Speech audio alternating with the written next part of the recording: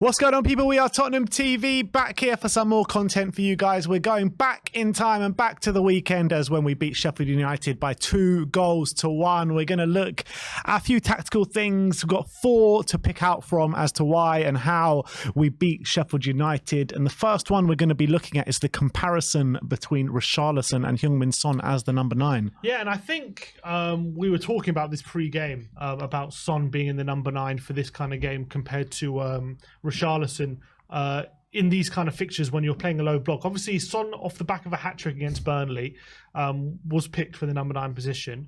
We predicted he would be picked for the number 9 position, but I think when we look at the comparisons, we can see why Richarlison would have been more suited to this kind of game than Heung-min Son, and why he struggled against a low block. And if you bring on the first we'll bring on the Son picture.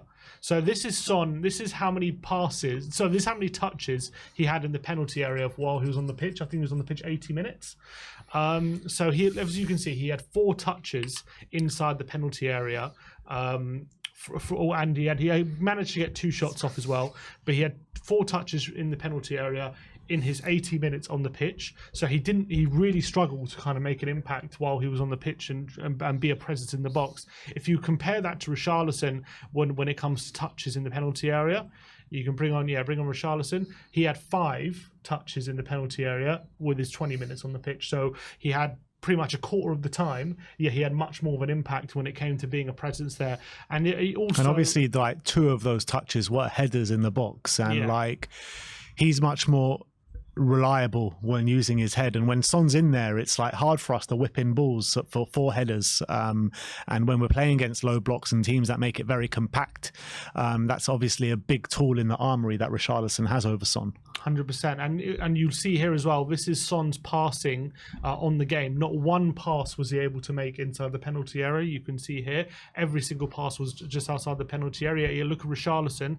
on the pitch for a fraction of the time, but he managed to make 3 passes inside the penalty area for a small amount of time. So basically, Richarlison was able to have possession in the box and actually make an impact. As you say, he won 3 of his 5 headers, whereas Son, I think, didn't win a header throughout his time on the pitch as well.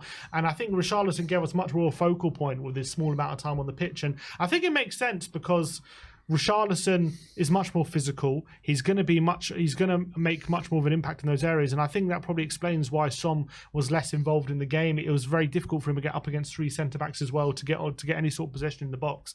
And I think those stats show that why Richarlison was maybe more suited to this game. Yeah, and also you got to say that it's got to do with the wingers deployed at the time when Richarlison was on, and the wingers that were deployed when Son was on. I mean, Solomon was on the left wing when Sonny was on the pitch, and he was very much like getting to the byline and taking shots and trying to cause a nuisance by his shot creating actions, where he had quite a number of shots throughout the game where Perisic came on and just started floating balls in consistently. But would you say that in the next time we play a low block, would you like to see Richarlison start the game as the number 9? I would. And if Richarlison is starting as the number 9, would you like to see Perisic start out wide? Where does that leave Son? It's a difficult one, isn't it? Yeah, but I mean, just because he's captain doesn't mean he has to play every single game. It's just Son. It's just so good. I tell you why I would much prefer Son stay on the pitch, because when you're playing a low block, I think what we did that was good against a low block was that we had attempts from range and we tried to basically use our quality. And look, they made a few saves, but I think we actually had some good attempts. And I think with Son on the pitch, we're more likely for one of those to come off than if not. Maybe we lose something when it comes to out wide, maybe creation. But I think Son is valuable to have on the pitch even against a low block in those situations. So I would keep Son on the pitch on the left. And also when Richarlison was on the pitch, we were much more desperate in a much more an attacking formation as well. You know, Kulusevski was pushed in as the number 8, and we had more attacking players on the pitch at that time when Richarlison was on, as opposed to when Son was for the majority of the game. Yeah. But I don't think the pattern of play was that different compared to when Richarlison was on. I just think Richarlison was able to make more of an impact in the box than Son was. Fair enough. All right, next one we're going to be looking at is Kulusevski. So basically, I'm going to be analysing why Kulusevski was so crucial in this game. And obviously, we highlighted him before the game. Not before the game. We highlighted him after the game as someone who, as he was my personal man of the match. He made 5 key passes, 3 chances created, obviously scored the winner as well. But Brilliant finish, yeah. Brilliant finish. But for me, the reason why he was so creative is because, again, when we're playing against a low block, what you need is basically players to win their individual battles. And not only that, but you need to have players like Kulusevski driving into the penalty area with their dribbling ability and with their strength and taking responsibility themselves. And I felt like, and the stats bear this out, Kulusevski was definitely the best one on the pitch at doing that. And not only was he creating the chances, but when it comes to carries into the penalty area, touches in the penalty area, passes in the penalty area, Kulusevski was head and shoulders basically above the other attacking players when it came to this. So if first of all you bring on this graphic, you can see this is his touches in the penalty area. There's 14 touches in the penalty area from Kulusevski against Sheffield United. Now, if I take Kulusevski and I compare him to Solomon, Son, and Maddison, right? Kulusevski had 14 touches in the penalty area, and he made he had 5 dribbles or 5 carries into the penalty area as well. Solomon, Son, and Maddison put together had 14. Wow. And put together had 4 carries. So he had more carries by himself than all of them put together, and he had just as many touches by himself in the penalty area than all of them put together. That tells me that he was the driving force behind our attack, and he was the crucial element to basically beating their low block. And I felt like every time we were threatening to kind of get in behind them and actually threaten to create chances in their low block, I thought it was Kulusevski was the one kind of making that happen. And I think those stats kind of show why he's so crucial in these kind of games. It'd be interesting to see how many of those touches was when he moved inside and how many of those touches when he was out right on the right-hand side, because I felt like he became a lot more dangerous when he was at the number 8 position. Well, you can see with the graphic how many are on the right-hand side. I think a lot of them are. A lot of them are from the wing. There are a few touches. You can see on the left, there's a couple. I think that's where he scored. The touch there on the left, and I think there's another one, but I think the majority are from the right-hand side. Yeah, but just because they're on the right-hand side doesn't mean he like drifted over from the number 8 position to get into those positions, because they are still kind of a little bit central on the right-hand side. I'm saying I think majority are from the right-hand side. I would like to see, like, because this has been a criticism of Kulusevski for me for the majority of the season, where he's been able to get in really good positions, but not really done much with the ball in those positions. Do you not feel like, and this game, obviously, it was very different because he made a number of key passes and was creating a number of chances. What did he do differently in the game against Sheffield United than he has done in previous games? I don't think he did too much differently. I think he's having a good season, and I think the stats over the season, I think in the Premier League he's one of the highest for carries into the penalty area. I think he's 3rd in the Spurs squad for key passes behind Maddison and behind behind Maddison, and it's behind another player. I can't remember who it is. I think it might even be Sai, but I know he's 3rd in the squad for overall key passes. He's distance covered in the Premier League. He's top.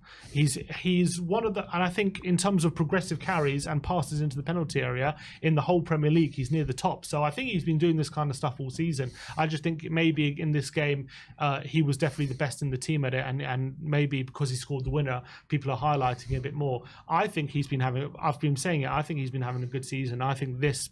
In this game as well, I think maybe it was his best performance out of the season, but I think he's been doing this kind of stuff all season. Yeah, I mean, I kind of disagree a little bit. I think he's been good in some actions of play, but then he kind of has let himself down in the first few games in terms of his end product. But I feel like it did get better in this game. So hopefully he can, in my opinion, really kick on and start performing like that more on a consistent basis and showing those amazing levels that we saw in the past from Kulusevski. But in terms of the next point that we're going to make, we're going to look at how Sheffield United made it really difficult for Spurs to really break them down on the day. And obviously that low block was a massive case for it. And like Sonny was just getting crowded out every single time he got the ball in any sort of key area.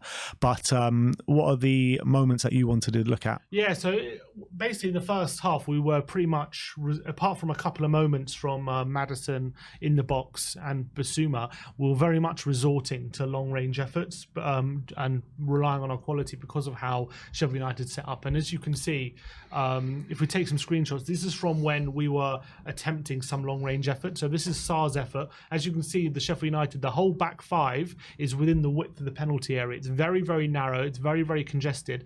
All the space is outside on the wing, but when it comes to trying to break through the heart of the defence, it was very, very difficult for Tottenham to basically make any headway. And if you look, because Son isn't really a penalty box striker like that, he's also kind of in and around outside the box. There's no real person to aim at, and when it comes to kind of looking to pass through me, it's very congested. So we went for a long shot in this way. One of the other times, if you go to the next screenshot, we actually did make it through. This was Basuma, because Basuma used his just pure technical ability, his dribbling ability to find that there's like a tiny gap you can see on the left hand side if you go to the next picture, which he breaks into. But it was literally one of the only moments, or the only moment during that first half we're able to break into the. It was that one and the Maddison one as well. It was very, very difficult for Spurs to find that space because of how narrow and congested that Sheffield United backline is. You can even see in that Basuma picture all 5 defenders in the penalty area, within the width of the penalty area as well. Another screenshot, this is Son's shot as well. You can see how many defenders in the box. 1, 2, 3, 4, 5, 6, 7 Sheffield United defenders in the box. Again, the whole back 5 within the width of the penalty area. Very, very difficult to play through and to play against. Again, we were forced to resort to a long-range effort. Foderingham actually was able to make the save in this one. It was actually a good effort from Son, but we had to resort to that as well. Next screenshot, this is Maddison taking a long-range effort. This is Solomon taking a long-range effort on the edge of the box. Again, look how many defenders are around him. No real focal point. He's able to pass and move off. Have to resort to another long-range effort. Again, it was actually a good effort, but Foderingham makes a save. All 5 defenders again, right there in the width penalty area. And the next one is also a Maddison effort, which again, looking to get closed down, very difficult. Son is actually looking for the space Sarr's there got on the left wing. They were doing this all again. They were leaving the space for the wingers, because they knew that even if the wingers had space to kind of get across in, they backed themselves to be able to beat Sonny in the air. And that did kind of change when Richarlison came on, obviously, and we had a bit more of a focal point. Yeah, there was another moment in the first half. I don't know if you've got the screenshots of it, but it's when Maddison went one-on-one with the goalie as well, and the goalie saved it. That was when Solomon gets in behind. I don't think I have it actually. Solomon gets in behind and Maddison has a snapshot, and that was pretty much the only time throughout the whole first half we were actually able to find a little bit of space in the box, and we missed the chance. And that also goes to show, I would say, how crucial it is when you're playing a low block. When you get those opportunities, you have to take them, because you don't know when that space is going to be up again, because you can't rely on either defenders switching off or you being able to find that space consistently. Yeah, and we've seen it so many times. I mean, I remember even like in the Pochettino era when we struggled to break down low blocks quite consistently, and the X factor for us at that time was Harry Kane, and we don't have that Harry Kane, which is just a fox in the box with his feet, a fox in the box with his head as well. And it's just trying to find the balance that we have right now with Son and Richarlison as the number 9. But I think you're right in what you're saying, that maybe Richarlison should be our number 9 when we play low blocks. But again, that kind of brings me to the point which I was bringing on the preview as well, is how a player with aerial ability like Alejo Veliz would have been so important for us coming on in the last 10-15 minutes in a game like this, where we could just whip in balls consistently, and you've got a 6'4" player there just ready to bash it in with his head. Yeah, 100%. I would like to see what he can do if given the opportunity as well. In terms of, this was the goal, and if you notice here, this is obviously when we had a bit of momentum. We just equalised from the corner, and all of a sudden you see the gaps opening massively. Sheffield United are not as organised in this picture as they were in the other ones. This is the pass from Højbjerg into Perisic. He's about to flick it into Richarlison, who's running on the blind side of the defender, and he's attacking that gap here. And all of a sudden you can see the defenders in the box. There's only one defender actually in the box at this point, but you can only see 3 defenders in shot. Richarlison's about to pick it up, and when he does, you can see in the next clip, he lays off to Kulusevski, and they only have one defender basically, or they only have one defender on Kulusevski. They don't have the 5 defenders within the penalty area like they've had for the majority of the game. And you can see here when Kulusevski takes a shot, at the next clip. It is a bit of luck because it does go through the legs of the defender, but meticulously planned. Look, it's a great finish, but I think that was a case of Sheffield United maybe losing their heads a bit, switching off, momentum being with Tottenham, and us finding them in a situation where they weren't as maybe the goal rattled them, the defence wasn't as defensively solid, and we took full advantage of it. Absolutely, and it just shows again the importance that Kulusevski did play on the game on the weekend. But let's have a look at the last topic that we've got for you guys today. Well, the next screenshot is just also relating to this topic. It's just a screenshot of the defensive line. You can see how deep Sheffield United were in this game, how difficult they made us. And look, they played technically a 3-5-2, yet both their strikers are pretty much on the halfway line. They've got 5 defenders pretty much by the penalty area, and look how narrow it is as well. Very little width, very, very narrow. So I think that just goes to show how they set up and tried to frustrate us, and it worked for a long time. Yeah, it most definitely did. And, you know, I don't know if you've seen this guy on Twitter, invert the wing back or invert the wing or something like that, but he's been predicting like every single Spurs outcome, like pretty much spot on. And he said in this game that this is going to be Spurs' most difficult game of the season. Spurs are going to win 2-1. And he was literally absolutely spot on about everything that all the analysis that he did on the game. So I would suggest to go look him up because he's got some quite insightful threads on Spurs tactics. But let's go and look at the last topic that we've got for you, and that is the important role that Bissouma played specifically in this game and all season, to be fair. Yeah, and I think why I'm picking out Bissouma tactically in this game for being so crucial is because we didn't actually have a lot of trouble progressing the ball up until the penalty area, and I think a big reason we actually had a lot of joy getting to the penalty area and getting in around the box and getting a lot of shots off is because of his Bissouma ability on the ball and how crucial he is progressing the ball with the ball at his feet and his progressive carries.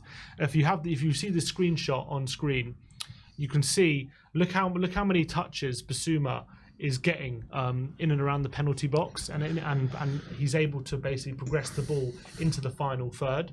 When you compare that to, and this is a guy who's supposed to be our deepest player, by the way, and he's able to progress the ball into the final third more often. If you look at comparing him to Maddison, who has maybe a few touches near the left-hand side, but nowhere near as advanced as Bissouma. And also you look at Pape Matar as well on the right-hand side, a lot of touches on the right. But obviously, I know it's their positions, but you see how spread out Bissouma's touches are around the final third, whereas Maddison and Sarr couldn't really penetrate the Sheffield United midfield as well as Bissouma. And then you bring up, if I bring up some stats as well, for progressive carries in this game specifically, Bissouma had 8 progressive carries. He had 3 progressive carries into the final third, and he had 3 progressive carries into the penalty area. Pape Matar only had 4 progressive carries for the whole game, 0 into the final third and 0 into the penalty area. And Maddison also 4 progressive carries and 3 into the final third and only 1 into the penalty area. So when it comes to progressive carries, Bissouma basically had the same amount as Sarr and Maddison put together when it comes to carrying the ball. So I think that just goes to show why Bissouma himself is so crucial in this system, because without him, I feel like we might not have controlled the game as well as we did. And I think that's important when you're putting pressure on a team like Sheffield United and making sure that they're not counter-attacking and making sure that you're maintaining possession and you're offering that threat between the lines. I think Bissouma was crucial for that. Yeah, absolutely. And I think probably goes for every single game we've played so far with him. Even in pre-season, you saw it when, not the pre-season, the cup game, when Bissouma wasn't there. We just had no sort of control on the game whatsoever, where you look at the pre-season game in the Barcelona game where it was pretty much a similar lineup, but Bissouma was there. We had so much more control in the game and so much more attacking impetus in the game, where you take Bissouma out of the team, it kind of takes away the X factor that we kind of provide. And we need to kind of figure out solutions how we can play without Bissouma, because at the moment it looks like we pretty much can't play without Bissouma. Yeah, and I kind of agree with that. I reckon if you swap Højbjerg for Bissouma in this game, I don't even think we have as many shots on goal as we do in the game that we did, because I don't think we'll find it as easy to get past that Sheffield United midfield as we did. Basuma basically treated the Sheffield United midfield like they weren't even there, like it wasn't even an obstacle. Whereas I reckon if Højbjerg's there, it becomes much more of an obstacle just to get to the final third. Whereas we found it easy. The biggest problem we had was obviously creating good quality chances because of their low block, but we actually had no problem getting through their midfield. He's just like he just takes it round players with absolute ease, like you say, like acted like the midfield just wasn't there. And at times he just gets the ball, just one little shift, and then he's like, he goes the other way, and it's like, whoops, see you later. And like when you compare, because Moussa Dembele used to do stuff like that as well, but I think the difference between Bissouma and Moussa Dembele, like Bissouma just gets so much further up the pitch and like creates so much more carnage in the opposition's box. And as much as everyone loves Moussa Dembele and what he brought to Spurs, I kind of feel like Bissouma has like this extra thing to his game than Dembele ever did. I mean, judging by his first few appearances, he might even be a more complete player. But obviously, Dembele was very consistent, although he had his injury problems. When he was on the pitch, he was a very, very consistent player. Always maintained a high standard. He was so difficult to play against. Could barely get the ball off him. But Bissouma's showing very similar traits. But what I like about it is, you saw the clip here, there, bursting into the penalty area and having a shot. We very rarely saw that from him. And that was a big frustration for us about Dembele, is it? Because he had all the kind of skill set to do it. But then when he got into those positions, he always used to pass it on and never used to just drive in. And in the few times he did, he used to score though. That was the most frustrating thing about it. And that is something I think Bissouma can work on as well. I think he's good at it, but Ange said before in his pre-match press conference, he feels like Bissouma's got another level to go at. And I see him like bursting into space, and he has an opportunity to shoot, but I feel like he doesn't trust himself to get that final touch. And a lot of the time, he also ends up passing it off. And I think if he can get that ability to shoot from range, it's going to make us even more of an effective team. Yeah, absolutely. So look, that is the 4 situations that we have earmarked from the Sheffield United game where we won 2-1 in the final minutes. Let me know your thoughts on the tactical knowledge that Sim has brought you today, and we'll see you all very soon. Like, subscribe and comment, and as always, come on you Spurs.